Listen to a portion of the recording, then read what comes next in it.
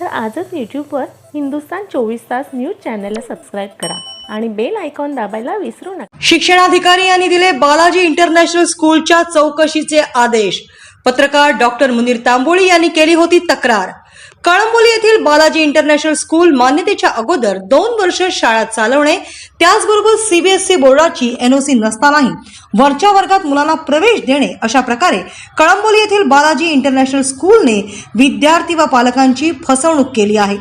स्वतःची तुंबडी भरण्यासाठी मुलांचे शैक्षणिक भविष्य अंधारात ढकलणाऱ्या या शिक्षण संस्थेवर गुन्हा दाखल करण्यात यावा, त्याचबरोबर मान्यता सुद्धा रद्द करण्यात यावी, अशी मागणी मानवी हक्क संरक्षण फेडरेशनचे अध्यक्ष पत्रकार डॉक्टर मुनीर तांबोळी यांनी रायगड जिल्हा परिषद माध्यमिक शिक्षणाधिकारी यांच्याकडे केली होती। सदर तक्रारीची दखल घेत शिक्षणाधिकारी माध्यमिक महारुद्र नाळे यांनी वरिष्ठ विस्तार अधिकारी तथा उपशिक्षण अधिकारी यांना आदेश दिले आहेत की सदर शाळेची सखोल चौकशी करून त्याबाबत आपला स्वयंस्पष्ट अभिप्रायासह चौकशी अहवाल 8 दिवसात पाठवण्यात यावा, असे डॉक्टर मुनीर तांबोळी यांना पाठवलेल्या पत्रात नमूद केले आहे।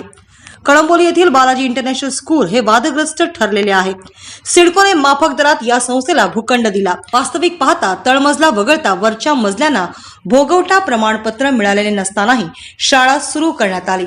2021 ला बालाजी इंटरनॅशनल स्कूलला मान्यता मिळाली, मात्र 2019 पासूनच या ठिकाणी शाळा भरवून विद्यार्थ्यांना प्रवेश दिले जात होते। या कालावधीमध्ये कोट्यावधी रुपयांची शुल्क बेकायदेशीररित्या वसूल करण्यात आले। त्याचबरोबर सीबीएसई बोर्डाची ना हरकत न मिळाल्याने पुढील वर्षी होणाऱ्या 10वीच्या परीक्षेसाठी विद्यार्थ्यांची नोंदणी झाली नाही।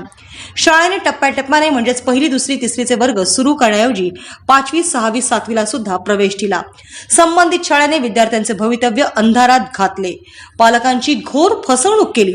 1.25 लाख रुपये शुल्क घेऊन त्यांनी शिक्षणाचा एक प्रकारे बाजार मांडला आहे। या शिक्षण संस्थेची मान्यता रद्द करावी, त्याचबरोबर फौजदारी कारवाई करावी, अशी मागणी डॉक्टर मुनीर तांबोळी यांनी केली आहे। तर आजच यूट्यूबवर हिंदुस्तान 24 तास न्यूज चॅनलला सबस्क्राईब करा आणि बेल आयकॉन दाबायला विसरू नका।